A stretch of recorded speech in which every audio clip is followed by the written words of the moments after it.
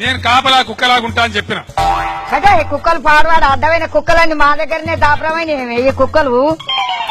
కుక్క పాడవాడు ఈ కుక్క ఎక్కడ వాయన ఈ కుక్క ఎవరిదిరో ఈ కుక్క ఎవరయ్యా కుక్క వచ్చిందండ్రి. నేను కాపలా కుక్కలాగుంటా అని చెప్పిన.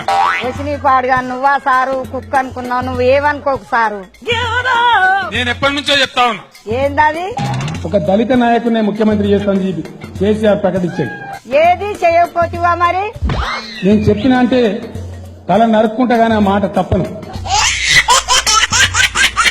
ఏతుల ఎంకి ఎక్కెక్కి పాడంగా కోతుల కోసేయ కోసుకుంటానడంట. రేపటి తెలంగాణ రాష్ట్రానికి దళిత నాయకుడే ముఖ్యమంత్రిగా ఉంటాడు. ఇప్పుడు చెప్పిన శాస్త్రం అర్థం కాలేదా నీకు? నేను ఎప్పటి నుంచో చెప్తా ఉన్నా. ఈ జూట మాటలు కాదు ఆ చెమట దూర్చుకో.